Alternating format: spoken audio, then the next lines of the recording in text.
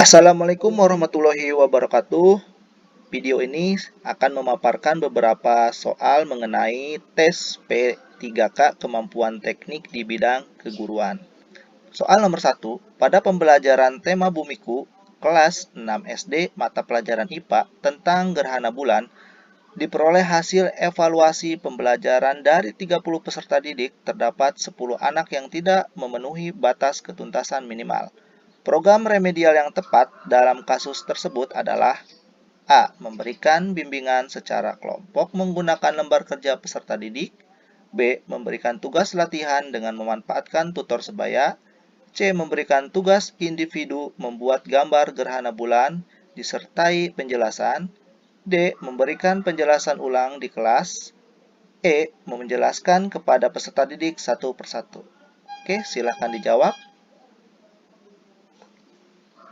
Nah, jawabannya adalah B. Nah, pada kasus tersebut terdapat 10 anak yang tidak tuntas program remedialnya. Nah, untuk bagian nomor A, ini kurang tepat ya, karena jika berkelompok bisa saja dalam satu kelompok seluruh peserta didik mengalami kesulitan belajar. Untuk yang B, memberikan tugas latihan dengan memanfaatkan tutor sebaya. Nah, ini sangatlah tepat karena bisa menghemat waktu dan mengefisiensi sumber daya yang ada dalam waktu yang sama. Seorang guru bisa membantu kelompok siswa yang belum mencapai ketuntasan belajar dan juga kelompok siswa yang sudah mencapai ketuntasan belajar. Kelompok siswa yang sudah tuntas bisa menjadi tutor sebaya teman sebanyak yang belum tuntas.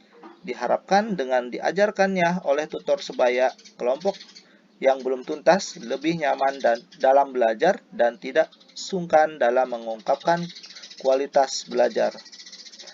Nah, untuk bagian C, ini juga kurang tepat, terutama bagi siswa yang mengalami kesulitan belajar berasal dari faktor dalam, sulit konsentrasi, tidak mudah memahami. Yang D, memberikan pembelajaran ulang di kelas tidak tepat karena mengurangi waktu pertemuan pembelajaran terutama bagi kelompok yang sudah tuntas. Yang E, menjelaskan kepada peserta didik satu persatu tidaklah tepat karena terlalu banyak memakan waktu. Lanjut ke nomor 2. Soal nomor 2. Pembelajaran remedial dimulai dari identifikasi kebutuhan peserta didik. Kebutuhan peserta didik ini dapat diketahui dari analisis kesulitan belajar peserta didik dalam memahami konsep-konsep tertentu. Berdasarkan analisis kesulitan belajar itu, baru kemudian guru memberikan pembelajaran remedial peserta didik yang sedang mengalami kesulitan belajar. Berikut ini yang bukan instrumen untuk mengatasi kesulitan belajar peserta didik adalah A. Tugas portofolio, B. Wawancara, C. Tes kepribadian, D. Kunjungan ke rumah, E. Observasi. Silahkan dijawab. Oke, jawabannya adalah A.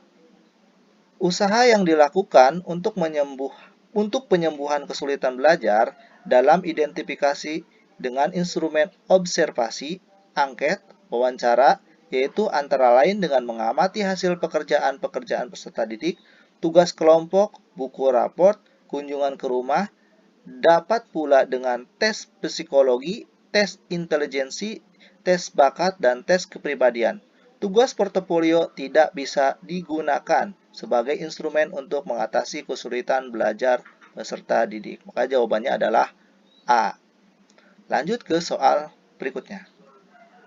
Soal nomor 3. Program pengayaan adalah pembelajaran yang diberikan kepada peserta didik yang lebih mencapai dan melampaui KKM.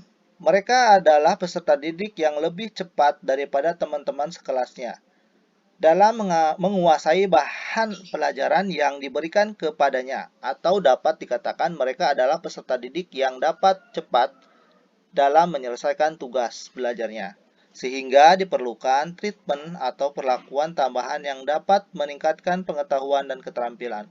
Bentuk pelaksanaan program pengayaan diantaranya kecuali A. Menugaskan peserta didik membaca materi dalam kompetensi dasar selanjutnya. B. Memfasilitasi peserta didik melakukan percobaan soal latihan, menganalisa gambar, dan sebagainya. C. Membuat rangkuman materi kompetensi dasar yang sudah tuntas. D. Memberikan bahan bacaan untuk didiskusikan guna menambah wawasan para peserta didik. E. Membantu peserta didik lain yang belum mencapai standar ketuntasan belajar minimum. Silahkan dijawab. Jawabannya adalah C. Membuat rangkuman tidak tepat digunakan sebagai pelaksanaan program pengayaan karena tidak menambah pengetahuan lebih lanjut bagi peserta didik. Lanjut ke soal berikutnya. Soal nomor 4. Program pengayaan adalah pembelajaran yang diberikan kepada peserta didik yang telah mencapai dan atau melampaui KKM. Mereka adalah peserta didik yang lebih cepat daripada teman-teman sekelasnya dalam menguasai bahan pelajaran yang diberikan kepadanya, atau dapat dikatakan mereka adalah peserta didik yang dapat cepat dalam menyelesaikan tugas. Sehingga diperlukan treatment atau perlakuan tambahan yang dapat meningkatkan pengetahuan dan keterampilan. Pernyataan berikut ini yang tidak tepat mengenai program pengayaan adalah: A. Fokus pengayaan adalah pendalaman dan perluasan dari kompetensi yang dipelajari. B. Pengayaan biasanya diberikan segera setelah peserta didik diketahui telah mencapai KKM berdasarkan hasil penilaian harian. C. Pembelajaran pengayaan biasanya hanya diberikan satu kali, tidak berulang kali. D. Pembelajaran pengayaan umumnya tidak diakhiri dengan penilaian. E. Pembelajaran pengayaan bisa dipilih sendiri oleh peserta didik atau tidak. Silakan dijawab. Jawabannya adalah fokus pengayaan adalah pendalaman dan perluasan dari kompetensi yang dipelajari. Pengayaan biasanya diberikan segera setelah peserta didik diketahui telah mencapai KKM berdasarkan hasil penilaian harian. Pembelajaran pengayaan biasanya diberikan satu kali, tidak berulang kali. Pembelajaran pengayaan umumnya tidak diakhiri dengan penilaian. Jadi, dalam hal ini, beberapa perlakuan penentu peserta didik bisa mendapat program pengayaan atau tidak oleh guru bukanlah peserta didik itu sendiri. Nah, jadi yang kurang tepat di sini adalah E, karena pengayaan itu bukanlah peserta didik yang menentukan, tapi guru sendiri. Oke, lanjut ke nomor 5. Setelah melakukan penilaian harian mata pelajaran matematika, materi operasi bilangan bulat, diketahui dari 30 anak, terdapat 25 anak yang mendapat nilai di atas kriteria ketuntasan minimal. Program pengayaan yang tepat untuk 25 peserta didik tersebut adalah: A. Diberikan soal operasi bilangan bulat dengan tingkat kesulitan yang lebih tinggi. B. Diberikan tugas untuk membuat soal operasi bilangan bulat beserta jawabannya. C. Diberikan tugas untuk mengerjakan lagi soal ulangan harian khususnya jawaban yang salah. D. Diberikan tugas untuk membuat rangkuman operasi bilangan bulat. E. Diberikan tambahan materi operasi bilangan bulat di luar jam pelajaran. Silakan dijawab. Jawabannya adalah A. Program pengayaan yang tepat untuk mata pelajaran matematika adalah memberikan soal dengan tingkat kesulitan yang lebih tinggi. Karena soal-soal dalam matematika memiliki variasi yang beragam. Dengan memberikan soal yang tingkat kesulitan yang lebih tinggi, peserta didik dapat menambah pengetahuan mengenai KD yang sudah dipelajari. Jadi jawabannya A. Lanjut ke soal berikutnya. Bu Andin akan mengajarkan mata pelajaran seni budaya dan prakarya untuk kelas 6, yakni membuat brosur. Model pembelajaran yang tepat adalah A. Discovery learning, B. Project based learning, C. Problem based learning, D. Context contextual teaching learning, E. Inquiry learning. Silakan dijawab. Jawabannya adalah B. Membuat brosur, yakni membuat suatu karya, maka metode pembelajaran yang tepat adalah project-based learning. Nah, pembelajaran berbasis proyek atau PBL adalah model pembelajaran yang menggunakan proyek dalam kegiatan inti pembelajarannya. Nah, pembelajaran berbasis proyek memberikan kesempatan kepada para peserta didik untuk menggali konten atau materi yang menggunakan berbagai cara yang bermakna bagi dirinya dan melakukan eksperimen secara kolaboratif. Jadi jawabannya B. Lanjut ke soal berikutnya. Fungsi kalender pendidikan atau KALDIK dalam kegiatan pendidikan atau pembelajaran kecuali A. Mendorong aktivitas dan efisiensi proses pembelajaran di sekolah. B. Menyerasikan ketentuan mengenai hari efektif dan hari libur sekolah. C. Persiapan dalam mengajar agar lebih rapi dan terorganisir. D. Pedoman dalam menyusun kegiatan pembelajaran di sekolah. E. Pedoman menyusun program tahunan. Silahkan dijawab. Jawabannya adalah C. Fungsi kalender pendidikan dalam kegiatan pendidikan adalah sebagai berikut. Yang pertama, mendorong efektivitas dan efisiensi proses pembelajaran di sekolah. Dan nomor 2, menyerasikan ketentuan mengenai hari efektif dan hari libur sekolah. 3, pedoman dalam menyusun kegiatan pembelajaran di sekolah. Dan nomor 4, pedoman menyusun program tahunan, program semester, silabus, dan RPP. Jadi di sini yang kurang tepat adalah persiapan dalam mengajar agar lebih rapi dan terorganisir. Jadi jawabannya adalah C. Lanjut ke soal nomor 8. Soal nomor 8. Teori yang menyatakan bahwa peserta didik selama kegiatan belajar lebih ditekankan untuk aktif berpikir, menyusun konsep-konsep, serta memberi makna tentang hal-hal yang dipelajari, dan yang paling penting, terwujudnya belajar adalah niat peserta didik itu sendiri merupakan aliran dari teori A. Konstruktivis, B. Behavioristik, C. Humanistik, D. Sibernetik, E. Kognitivistik. Oke, silakan dijawab. Jawabannya adalah A. Teori belajar konstruktivistik memahami belajar sebagai proses pembentukan pengetahuan oleh peserta didik itu sendiri. Pengetahuan ada di dalam diri seorang yang sedang mengetahui. Nah, ini menurut Strunk 1986 ya. Sementara peran guru dalam belajar konstruktivistik adalah membantu agar proses pengkonstruksian pengetahuan oleh peserta didik berjalan lancar. Jadi jawabannya adalah A. Lanjut ke soal nomor 9. Soal nomor 9. Apabila dalam proses belajar peserta didik melakukan sesuatu sampai dengan mendapatkan respon yang tepat dan sesuai dengan apa yang diinginkan, peserta didik menghilangkan apabila dirasakan tidak sesuai. Hal ini merupakan prinsip belajar dari A. Konseptualisasi, B. Conditioning, C. Trial and error, D. Stimulus response, E. Saving. Silakan dijawab.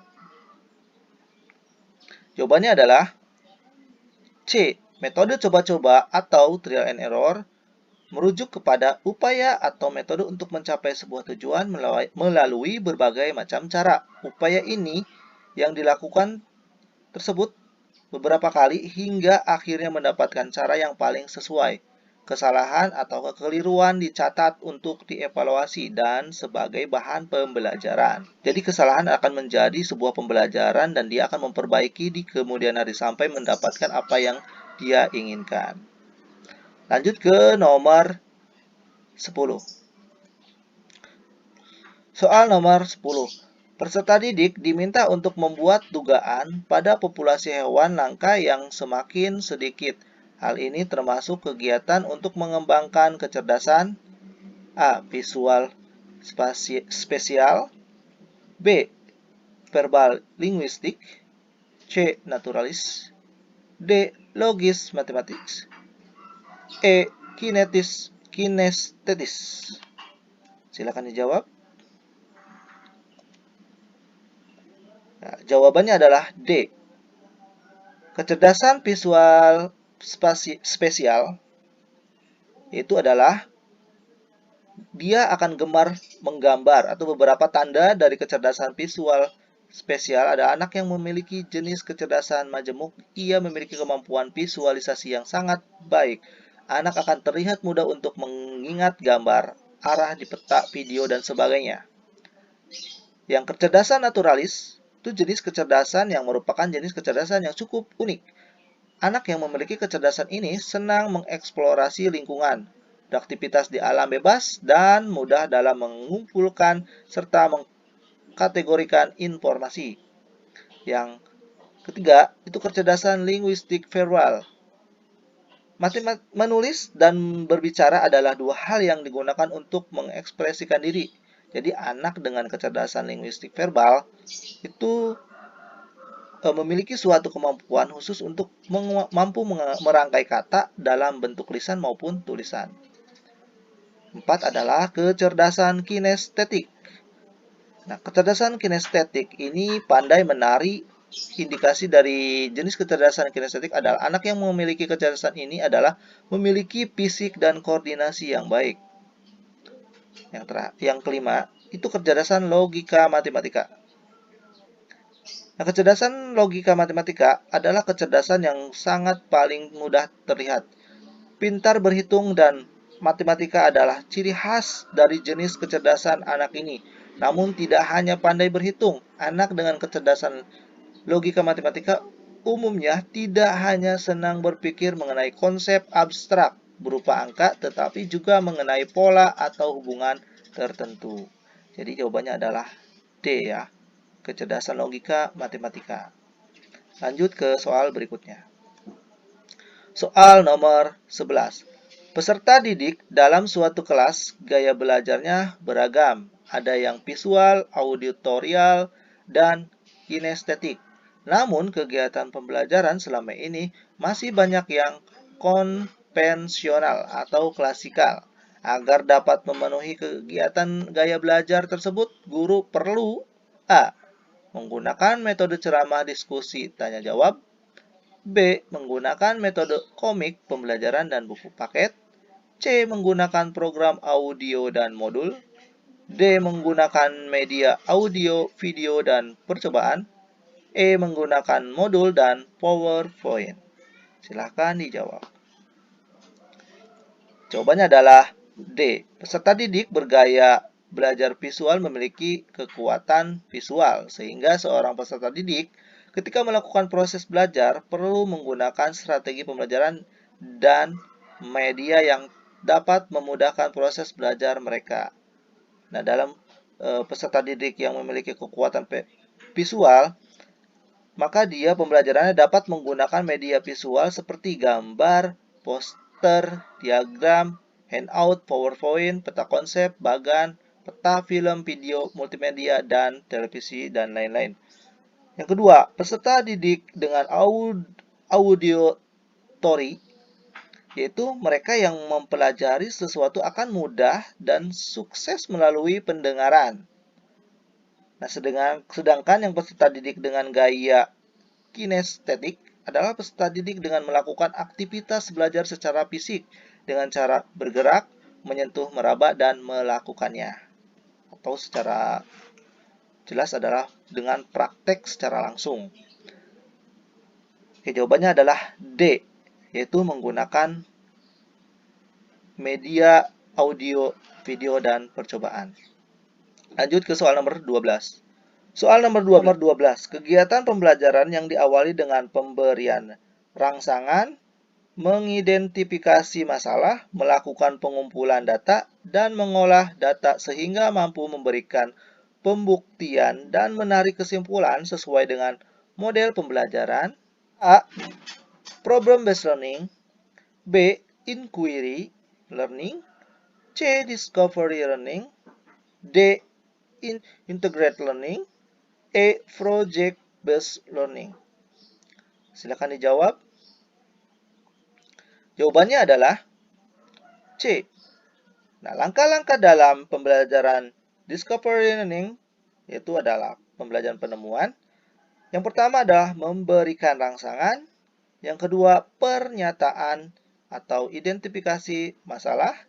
Yang ketiga, pengumpulan data. Yang keempat adalah pengolahan data. Yang kelima adalah pembuktian. Dan yang keenam adalah penarikan kesimpulan. Jadi, jawaban yang tepat adalah C, yaitu discovery learning. Karena ini merupakan langkah-langkah dari pembelajaran discovery learning. Lanjut ke nomor 13. Contoh penerapan teori behaviorisme yang dilakukan oleh guru saat ini dalam media digital dalam praktik pembelajaran adalah A. Internet dan PowerPoint. B. Internet dan media Zoom. C. PowerPoint dan Microsoft Word. D. Google dan YouTube. E. PowerPoint dan multimedia. Silakan dijawab. Jawabannya adalah E. Pada zaman modern ini, aplikasi teori behavioristik berkembang pada pembelajaran dengan PowerPoint dan multimedia. Pembelajaran dengan PowerPoint cenderung terjadi satu arah. Materi yang disampaikan dalam bentuk PowerPoint disusun secara rinci dan bagian-bagian kecil. Sementara itu, pada pembelajaran dengan multimedia, peserta didik diharapkan memiliki pemahaman yang sama dengan pengembang. Materi disusun dengan perencanaan yang rinci dan ketat dengan urutan yang jelas. Latihan yang diberikan pun cenderung memiliki satu jawaban benar. Jadi jawabannya adalah E. Lanjut ke soal berikutnya. Soal nomor 14. Guru mempelajari latar belakang masalah, seluk-beluk, dan permasalahan peserta didiknya. Ketika kemudian guru memberikan informasi atau pengetahuan yang memadai peserta didiknya, maka ini merupakan tahapan dalam kreativitas. A. Iluminasi. B. Verifikasi. C. Inkubasi. D. Persiapan meletakkan data dasar. E. Produksi. Silakan dijawab.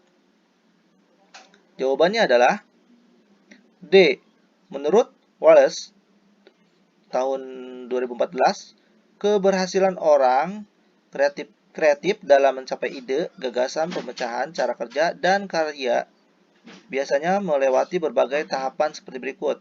Nah, pertama, persiapan meletakkan dasar, mempelajari latar belakang masalah, seluk-beluk, dan problemnya. Inkubasi. Yang kedua, mengambil waktu untuk meningkatkan masalah, istirahat, dan santai. Yang ketiga, iluminasi. Tahapan ini disebut sebagai tahapan pemahaman. Suatu tahap mendapatkan ide, gagasan, pemecahan, penyelesaian, cara kerja, dan jawaban baru. Yang keempat, verifikasi atau produksi. Menghadapi dan memecahkan masalah-masalah praktis sehubungan dengan perwujudan ide, gagasan, pemecahan masalah, cara kerja, dan jawaban baru. Jadi yang paling tepat jawaban nomor 14 adalah D, yaitu persiapan meletakkan dasar. Lanjut ke soal nomor 15. Soal nomor 15. Apabila peserta didik belum siap untuk melakukan keterampilan berpikir tingkat tinggi, maka strategi yang dilakukan guru adalah A. Mengidentifikasi peserta didik baik yang sudah siap maupun yang belum siap untuk mengikuti pembelajaran dengan proses berpikir tingkat tinggi. B. Tetap melakukan kegiatan pembelajaran dengan keterampilan berpikir tingkat tinggi dengan meminta peserta didik untuk fokus. C. Membentuk kelompok peserta didik dengan kemampuan yang heterogen dalam proses pembelajaran. D. Mengubah perencanaan pembelajaran dengan disesuaikan dengan kemampuan dan keterampilan peserta didik yang heterogen. E. membangun terlebih dahulu jembatan penghubung antara proses berpikir tingkat rendah menuju proses berpikir tingkat tinggi. Silakan dijawab. Jawabannya adalah E.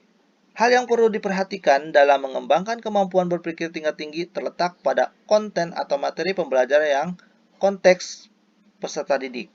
Apabila peserta didik belum siap untuk melakukan keterampilan berpikir tingkat tinggi, maka perlu dibangun terlebih dahulu jembatan penghubung antara proses berpikir tingkat rendah menuju proses berpikir tingkat tinggi. Caranya adalah dengan membangun skema dari pengetahuan awal yang telah diperoleh sebelumnya dengan pengetahuan baru yang akan diajarkan. Jadi jawabannya adalah E. Kita lanjut ke soal berikutnya. Soal nomor 16.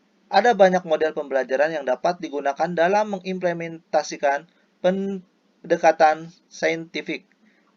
Satu di antaranya adalah model pembelajaran cooperative learning. Pembelajaran cooperative learning adalah strategi pembelajaran yang mengintegrasikan metode, bahan ajar, dan media pembelajaran secara sistematis. Strategi pembelajaran yang terstruktur secara sistematis di mana siswa bekerja dalam kelompok-kelompok kecil. C. Strategi pembelajaran yang menyajikan situasi permasalahan kepada siswa dan dapat berfungsi sebagai batu loncatan dalam penyelidikan. D. Strategi pembelajaran individu yang berstruktur secara sistematis di mana siswa bekerja masing-masing. E. Strategi pembelajaran yang melibatkan perilaku koreksi diri. Silakan dijawab. Jawabannya adalah B. Metode pembelajaran kooperatif adalah metode pembelajaran yang mengutamakan eksistensi kelompok. Setiap siswa dalam kelompok memiliki tingkat kemampuan yang berbeda-beda, yaitu ada tingkat tinggi, sedang, dan rendah. Dan jika mungkin, anggota kelompok berasal dari ras, budaya, suku yang berbeda, dan memperhatikan kesetaraan gender. Model pembelajaran kooperatif mengutamakan kolaborasi dalam memecahkan masalah untuk menerapkan pengetahuan dan keterampilan untuk mencapai tujuan pembelajaran. Soal berikutnya. Terima kasih.